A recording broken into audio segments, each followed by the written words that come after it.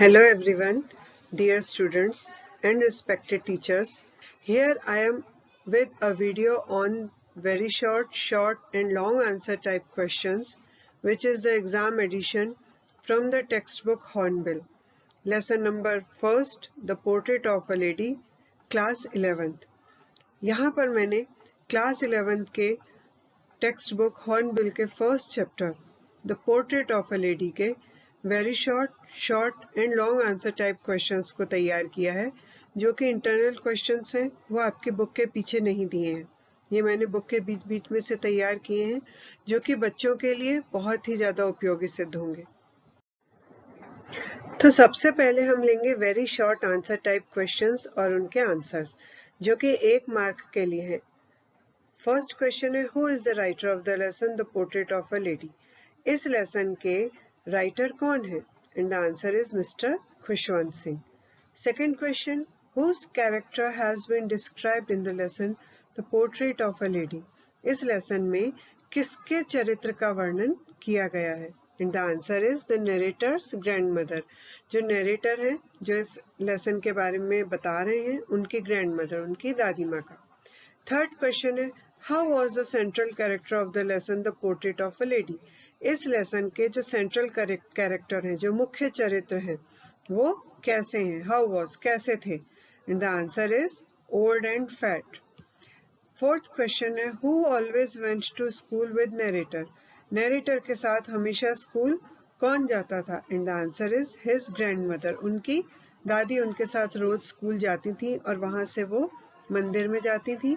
जितनी देर नरेटर पढ़ते थे, वो मंदिर में बैठकर शास्त्रों का अध्ययन करती थी। नेक्स्ट क्वेश्चन है, who did the grandmother give the chapatis in the village. गांव में ग्रैंड मदर किसको चपातीज देती थी? And the answer is to the street dogs. जो स्ट्रीट के, गली के डॉग्स थे, उनको वो देती थी। नेक्स्ट क्वेश्चन है, who did the grandmother take to feed in the city. City में ग्रैंड मदर किसको फीड करती थी, किसको खाना खिलाती थी? And the answer is to the birds. पक्षियों को वो खाना खिलाती थी। And now question number 7, when was the bond of friendship broken. दोस्ती का बंधन कब टूटा था? And the answer is when writer went to the university. जब लेखक यूनिवर्सिटी पढ़ने के लिए गए थे, तब उनका दोस्ती का बंधन टूट गया था। Next question, where did the narrator go for higher studies. उच्चतर अध्ययन के लिए लेखक कहाँ गए थे? And the answer is abroad. वो विदेश पढ़ने के लिए गए थे। Next question, when did the grandmother started singing and playing drum. Grandmother ने गाना और ड्रम को बजाना कब शुरू किया था? When writer came back home after 5 years। जब लेखक 5 साल के अध्ययन के बाद घर वापस आए थे, तब उनकी ग्रैंड मदर ने पड़ोस की औरतों के साथ गाना और ड्रम को बजाना शुरू किया था। Next question, did the birds eat crumbs of bread after the grandmother's death. Grandmother की डेथ के बाद क्या पक्षियों ने ब्रेड के टुकड़ों को खाया था? No, they did not even see. नहीं, उन्होंने उनकी तरफ देखा भी नहीं था। जब ग्रैंड मदर की डेथ हो गई थी, तब जो पक्षी थे, वो उनकी डेथ के बाद उन्होंने रोटी के टुकड़ों को देखा भी नहीं था और दूसरे दिन उन रोटी के टुकड़ों को झाड़ू से बाहर फेंकना पड़ा था। And now we are going to start short answer type questions, जो कि 3 मार्क के लिए आते हैं। और इसमें सबसे पहला है, why did the grandmother keep one hand on her waist. दादी माँ को अपनी कमर पर एक हाथ क्यों रखती थी वो? And the answer is the grand mother was very old. क्योंकि ग्रैंड मदर जो थी, वो बहुत ज्यादा वृद्ध थी, बहुत ज्यादा बूढ़ी थी। She was slightly bent. वो हल्की सी झुकी हुई भी थी। अब बुढ़ापे के कारण उनकी कमर हल्की सी झुक गई थी, तो झुकी हुई कमर को हम क्या बोलते हैं? बेंट। सो इसलिए she could not walk straight. इसलिए वह स्ट्रेट, सीधी नहीं चल पाती थी। She had to keep one hand on her waist. उन्हें एक हाथ अपनी कमर पर रखना पड़ता था। To balance herself. अपना बैलेंस बनाए रखने के लिए, अपना संतुलन बनाए रखने के लिए उन्हें एक हाथ अपनी कमर पर रखना पड़ता था, नहीं तो वो गिर सकती थी। क्वेश्चन नंबर 2 है give a pen picture of narrator's grandfather as he appeared in the portrait. अब जो लेखक हैं उन्होंने पाठ के शुरू में ये बताया है कि उनके ग्रैंडफादर का एक पोर्ट्रेट, एक बना हुआ चित्र था जो उनके ड्राइंग रूम में लगा रहता था। तो अब प्रश्न यह है, पेन पिक्चर का अर्थ होता है कि किसी के चित्र का इस तरीके से वर्णन करना कि हमें ऐसा लगे जैसे कि हम उनका चित्र देख रहे हों। तो नरेटर के जो दादाजी हैं उनका पेन पिक्चर करना है, किसे देखकर? उनके उस पोर्ट्रेट को देखकर, उसमें वो जैसे दिखते थे, appeared. Answer is the narrator's grandfather looked like 100 years old man in the portrait। लेखक के ग्रैंडफादर अपने पोर्ट्रेट में, अपने चित्र में ऐसा लगता था जैसे कि एक 100 वर्ष के वृद्ध व्यक्ति हो। He had a long white beard। उनकी एक लंबी सफेद दाढ़ी थी। It was long and came up to his chest। वो लंबी थी और वो उनके वक्षस्थल तक, उनके हृदय तक आती थी, इतनी लंबी दाढ़ी थी उनकी। इट लुक्ड, ऐसा लगता था, एज इफ, मानो कि, he had lots and lots of grand children, ऐसा लगता था कि उनके बहुत और बहुत सारे पोते पोतियां हैं। एक्चुअली, दरअसल, he looked older than his grandmother, ऐसा लगता था दरअसल में कि वो लेखक की दादी माँ से भी ज्यादा बूढ़े दिखते थे। And next question, question number 3 है, how could the grandmother be beautiful without being pretty? सुंदर हुए बिना भी जो दादी माँ थी वो खूबसूरत कैसे दिखती थी? मतलब सुंदर नहीं थी फिर भी वह सुंदर दिखती थी, ऐसा क्यों? तो इसका उत्तर है the grandmother never appeared to be pretty. जो दादी माँ थी वो कभी भी सुंदर नहीं दिखती थी। फिजिकली, शारीरिक रूप से, she was never an attractive woman. शारीरिक रूप से वो कैसी थी? अट्रैक्टिव वुमन, आकर्षक महिला नहीं थी, कभी भी नहीं रही। बट, परंतु, she had a divine beauty in her. उनके अंदर एक दैवीय सुंदरता दिखती थी। दैवीय सुंदरता क्यों दिखती थी? क्योंकि हर नोबल क्वालिटीज, उनके जो उच्च गुण थे, जो उनके दैवीय गुण थे, जो उनके बहुत अच्छे गुण थे, gave her a spiritual beauty. Spirit यानी होता है आत्मा, स्पिरिचुअल यानी आत्मिक सुंदरता उन्हें देती थी। क्या? उनकी जो गुण थे उनके कारण वो बहुत ही ज्यादा सुंदर लगती थी। सो इसलिए she was beautiful without being pretty. बिना सुंदर हुए भी वह सुंदर लगती थी। ये बात बच्चों होती है कि कई बार कोई व्यक्ति देखने में उसका उतना सुंदर नहीं होता जितने कि उसके गुणों के कारण वह सुंदर हमें लगने लगता है। और कई लोग बहुत सुंदर होते हैं फिर भी उनमें अगर गुण नहीं होते तो वो हमें अच्छे नहीं लगते। नेक्स्ट क्वेश्चन है, what was the turning point of their friendship? उनकी दोस्ती का, किनकी दोस्ती का? लेखक और उनकी दादी माँ की दोस्ती का मोड़, निर्णायक बिंदु कौन सा था जबकि उनकी दोस्ती एक नया मोड़ ले चुकी थी? तो इसका उत्तर है the narrator's parents sent for them in the city. Sent for यानी होता है बुलाना, बुलावा भेजना। तो जो लेखक थे उनके पेरेंट्स ने शहर में उनको बुला लिया था, उन दोनों को, दादी माँ को और खुशवंत सिंह जी को। It was the turning point of their friendship. यह उनकी दोस्ती का एक निर्णायक बिंदु था, एक मोड़ आ गया था उनकी दोस्ती में। She did not accompany him to his school। अब गांव में वो उसको स्कूल लेके जाती थी अपने साथ रोज, लेकिन शहर में वो उसको उसके स्कूल नहीं ले जा पाती थी। She could also not help in his studies. अब वो खुशवंत सिंह जी की, उनकी पढ़ाई में भी मदद नहीं कर पाती थी। She didn't like the new English school. वो नए इंग्लिश स्कूल को पसंद नहीं करती थी जिसमें खुशवंत सिंह जी को एडमिट कराया गया था, उसको, उस स्कूल को वो पसंद नहीं करती थी। They saw less of each other than. और अब क्योंकि खुशवंत सिंह जी अपनी पढ़ाई में बहुत व्यस्त रहते थे इसलिए वो एक दूसरे को अब बहुत ही कम, लेस यानी कम, ईच अदर यानी एक दूसरे को देख पाते थे। नेक्स्ट क्वेश्चन है, how were the grandmother and the narrator good and intimate friends? Narrator जो लेखक थे और उनकी दादी माँ कैसे अच्छे और गहरे मित्र थे? एक दूसरे के अच्छे और गहरे मित्र कैसे थे? Answer is actually they both were good and intimate friends. दरअसल में वो दोनों एक दूसरे के अच्छे और गहरे दोस्त थे। They spent most of the time together. वो एक दूसरे के साथ ज्यादातर समय बिताते थे। She woke him up early in the morning. रोज सुबह जल्दी लेखक को उठाती थी। And got him ready for the school. और उन्हें स्कूल के लिए तैयार करती थी। She gave him a breakfast of stale bread. वो बासी ब्रेड का उनको नाश्ता भी देती थी. It had a little butter and sugar spread on it. और उस ब्रेड के ऊपर क्या आता था? लिटिल, थोड़ा सा बटर, मक्खन, एंड शुगर और शक्कर, शक्कर में मक्खन मिलाकर स्प्रेड उसके ऊपर वो फैला देती थी. She accompanied him to his school. वो उनके स्कूल में उनको कंपनी भी देती थी, मतलब उनके स्कूल तक उनके साथ जाती थी और स्कूल से आती भी थी.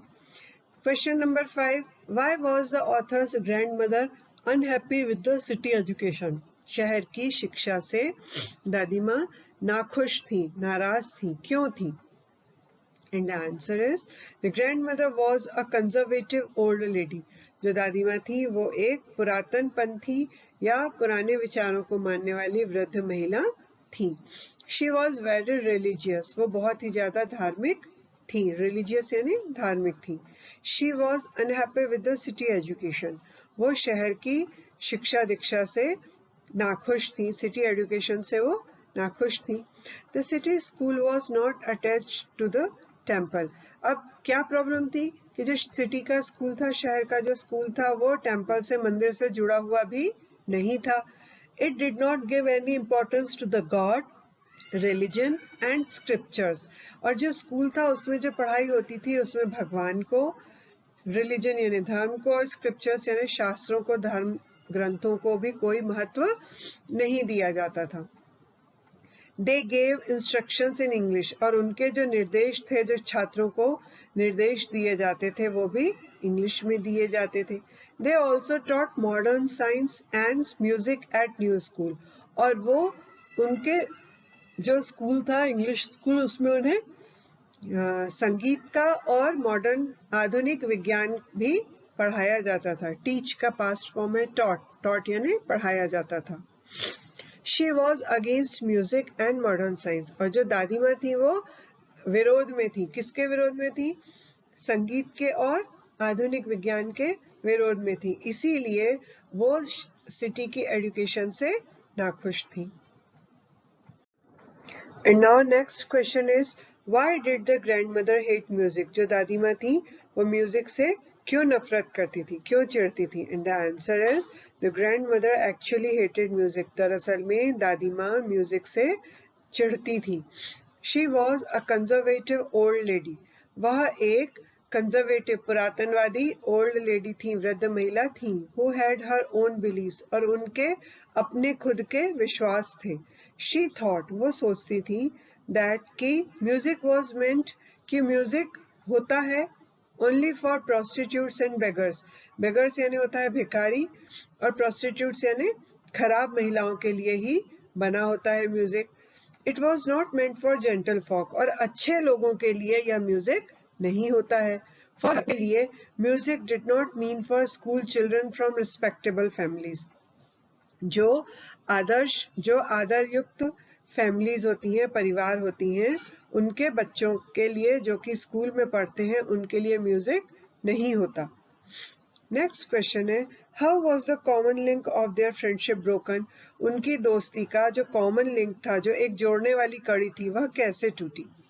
तो answer is, in the village, गांव में, they had a very intimate relationship. उनके बीच में एक बहुत ही गहरा रिश्ता था. किनके बीच में? ग्रैंडमदर और खुशवंत सिंह जी के बीच में. बट परंतु अ टर्निंग पॉइंट केम, एक निर्णायक बिंदु, एक मोड़ आया. When they were sent for in the city, जब उन्हें शहर में बुलाया गया था. किसके द्वारा? नरेटर के पेरेंट्स के द्वारा. The narrator went up to the university. Narrator इसके बाद क्या किया उन्होंने यूनिवर्सिटी पढ़ने जाना शुरू कर दिया था. Now he was given a room of his own. और अब नरेटर को उनका अपना कमरा दे दिया गया था. It made all the difference. इसी से सभी अंतर पड़ा उनके रिश्ते में, इसी से उनके रिश्ते में फर्क पड़ना शुरू हो गया. The common link of their friendship was broken. और अब जो कॉमन लिंक था, एक जोड़ने वाली कड़ी थी कि वो लोग एक दूसरे के साथ रहते थे, उनकी दोस्ती का, वो अब टूट गया था. They saw very less of each other. अब यहाँ तक कि वो दोनों एक दूसरे को बहुत ही कम देख पाते थे. And now question number 8. What were the happiest moments of the day for the grandmother? दादी माँ के लिए दिन का सबसे ज्यादा खुशनुमा पल कौन सा होता था? And the answer is the grandmother sat in the veranda breaking the bread into little bits. दादी माँ जो थी वो वरांडे में बैठ जाती थी और क्या करती थी? वहां पर वो ब्रेड के रोटी के ब्रेकिंग तोड़ती थी, छोटे छोटे टुकड़ों में रोटी को तोड़ देती थी. फॉर द स्पैरोज, स्पैरोज के लिए, पक्षियों के लिए, गौरैया के लिए. हंड्रेड्स ऑफ स्पैरोज, सैकड़ों की संख्या में गौरैया पक्षी गैदर अराउंड हर, उनके आसपास इकट्ठे हो जाते थे. They would perch on her legs, वो उनकी टांगों पर, पर्च यानी पक्षियों के बैठने को बोलते हैं पर्च, तो उनकी टांगों पर बैठ जाते थे. शोल्डर्स, उनके कंधों पर बैठ जाते थे. And even on the head, और कई बार उनके सर पर भी बैठ जाते थे. फीडिंग द स्पैरोज, गौरैया पक्षियों को खिलाना was the happiest half hour of the day for her. वो दिन का आधा घंटा जबकि वो पक्षियों को खिलाती थी, उनके लिए सबसे ज्यादा खुशनुमा हो जाता था. Next question, why did the narrator think that the grandmother's kiss was the last sign of physical contact between them? लेखक को ऐसा क्यों लग रहा था कि जो दादी माँ की किस थी, जो उन्होंने अपने पोते को किस दी थी, वो उनके बीच के फिजिकल, शारीरिक रूप से कांटेक्ट का आखिरी निशान था उन दोनों के बीच. तो इसका आंसर है द ग्रैंड मदर किस the forehead of the narrator. दादी माँ ने उस नरेटर के फोरहेड पर, माथे पर किस किया था. बिफोर, कब? ही लेफ्ट अब्रॉड, जबकि वह विदेश जा रहे थे उसके पहले दादी माँ ने अपने पोते के फोरहेड पर किस किया था. The narrator considered it the last sign of physical contact. इसे लेखक ने उनके बीच का फिजिकल कांटेक्ट का, शारीरिक रूप से कांटेक्ट का मिलने का आखिरी निशान माना था. He might not see her again, शायद वो उन्हें दोबारा कभी नहीं देख पाते. बिकॉज, क्योंकि 5 years is a big period, क्योंकि 5 साल एक बहुत ही लंबी अवधि होती है. He never expected his old grandmother to live for 5 more years.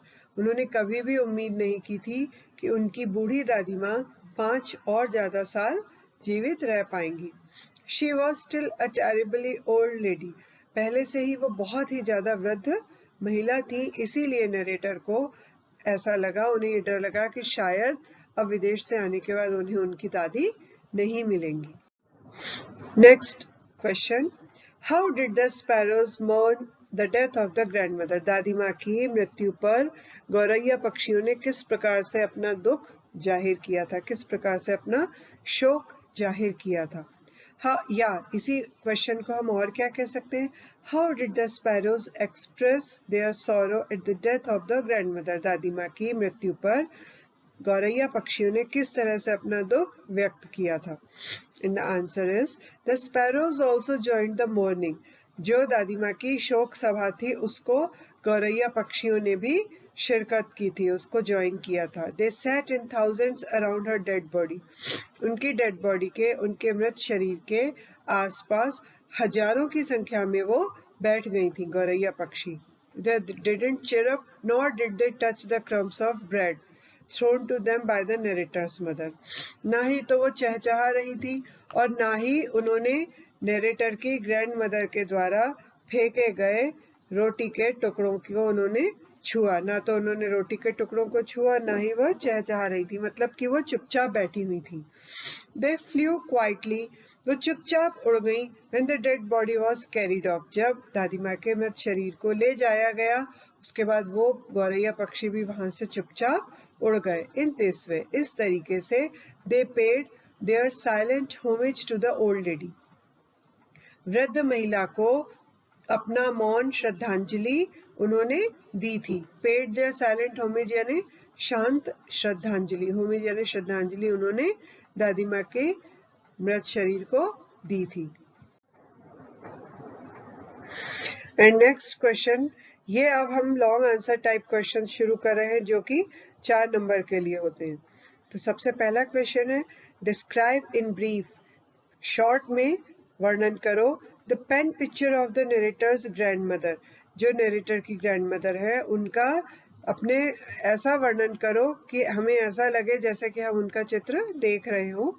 Highlighting, वर्णन करते हुए, हर नोबल क्वालिटीज, उनके उच्च गुणों का वर्णन करते हुए, उनको प्रदर्शित करते हुए दादी माँ का एक पेन पिक्चर दो। And the answer is the narrator's grandmother was a true picture of love, affection and care. जो नरेटर की ग्रैंडमदर थी वो प्रेम की और स्नेह की और देखभाल का एक जीता जागता चित्र थी। She had all those virtues. उनमें वो सभी गुण थे which grandmothers generally have for their grandchildren. उनके अंदर वो सभी गुण थे या वो सभी लक्षण थे जो कि दादियों के अंदर आम तौर पर उनके पोते पोतियों के लिए होते हैं। She was highly religious. वो बहुत ज्यादा उच्च कोटि की धार्मिक महिला थी, काइंड हार्टेड भले हृदय वाली महिला थी, बट अ कंजर्वेटिव लेडी। परंतु साथ ही साथ वो कैसी थी? पुरातनवादी भी थी, यानी कि उनके विचार पुराने थे जिन्हें वो बहुत ज्यादा महत्व देती थी। The grandmother presented a picture of peace and contentment. दादी माँ जो है वो शांति और संतोष, कंटेंटमेंट यानी संतोष का एक चित्र प्रदर्शित करती हैं।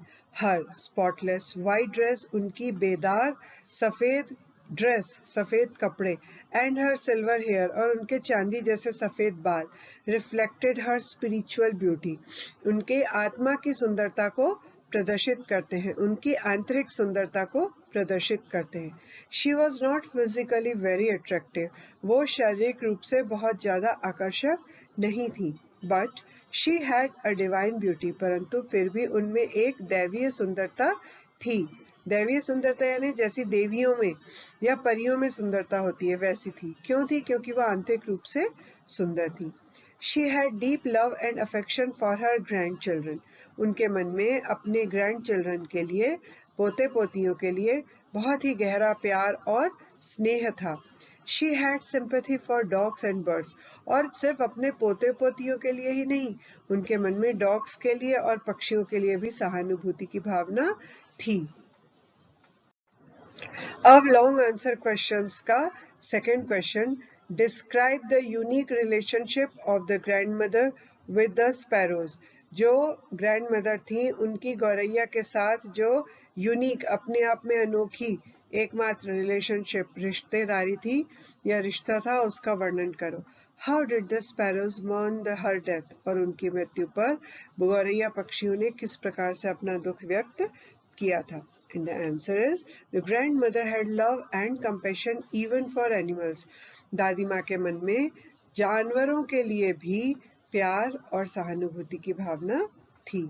इन द विलेज, गांव में, she fed the street dog, वो गली के डॉग्स को खाना खिलाती थी। इन द सिटी, और शहर आकर वो क्या करती थी? she took to feeding the sparrows, वो गौरैया पक्षियों को खिलाती थी। she would sit in the veranda, वो वरांडा में बैठ जाती थी। She would break the bread into small bits, और वो ब्रेड के छोटे छोटे टुकड़ों में तोड़ती थी।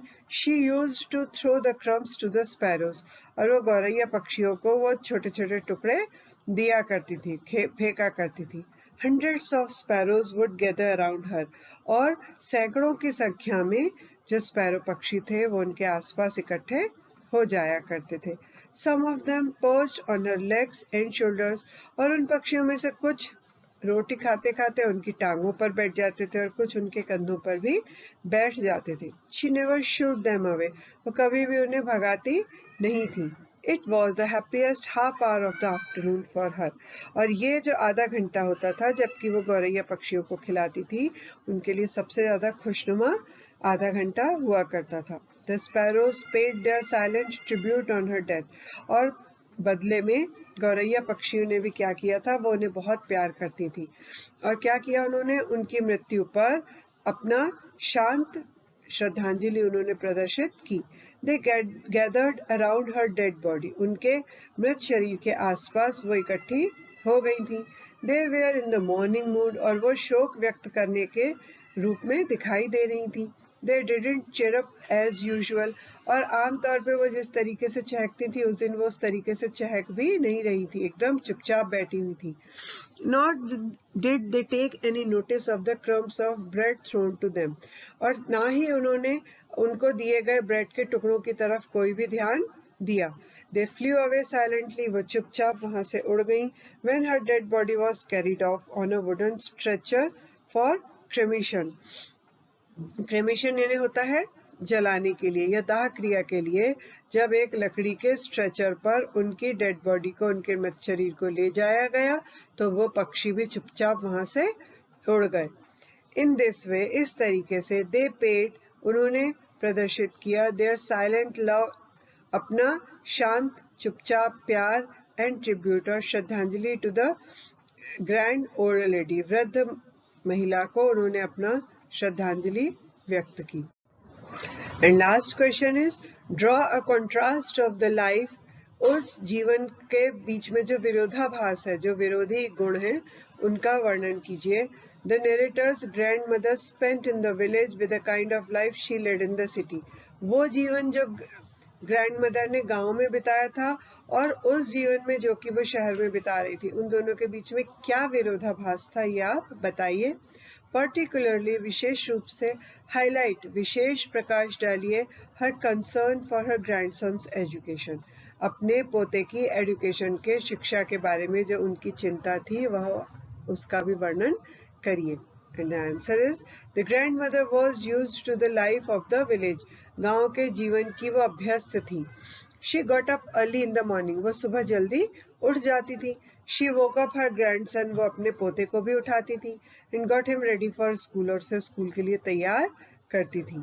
She was very much concerned about the education of the narrator, वो लेखक की शिक्षा के बारे में बहुत ज्यादा चिंतित रहा करती थी। She accompanied him to his school, वो स्कूल तक उसके साथ जाया करती थी। अकम्पनीड यानी उन्हें कंपनी देती थी, यानी उनके साथ जाया करती थी। She sat in a temple reading the scriptures, वो एक मंदिर में बैठती थी उतनी देर जितनी देर लेखक पढ़ते थे, और वहां पे वो धर्मशास्त्रों का अध्ययन करती थी। She was friendly even to the village dogs, और जो गांव के डॉग्स थे वो उनके साथ भी मित्रवत थी। शी फेड देम रेगुलरली, वो नियमित रूप से उन्हें खिलाती थी रोटी। The city life and its culture didn't suit her, लेकिन जो शहर का जीवन था और उसका जो रंग ढंग था वो उन्हें बिल्कुल भी रास नहीं आ रहा था। She was a religious lady, वो एक धार्मिक महिला थी। She was quite conservative in thinking, और उनकी सोच में वो पुराने ख्यालों की थी। The English school, English language and science were foreign to her, तो जो इंग्लिश स्कूल होते थे और जो अंग्रेजी भाषा होती थी और विज्ञान, वो उनके लिए विदेशी होते थे। वो ये मानती थी कि ये विदेशों से आए हुए, ये हमारे देश में नहीं होते। एक्चुअली, दरअसल, शी डिडंट लाइक इट, वो उसे बिल्कुल भी पसंद नहीं करती थी। शी वॉज अपसेट, वो बहुत ही उदास थी, टू नो, यह जानकर, that they didn't teach about the God, कि वो स्कूल वाले बिल्कुल भी नहीं पढ़ाते हैं गॉड यानी भगवान के बारे में, एंड द स्क्रिप्चर्स और धर्मशास्त्रों के बारे में, एट द सिटी स्कूल, शहर के स्कूलों में। शी हेटेड म्यूजिक, वो म्यूजिक से भी चिढ़ती थी।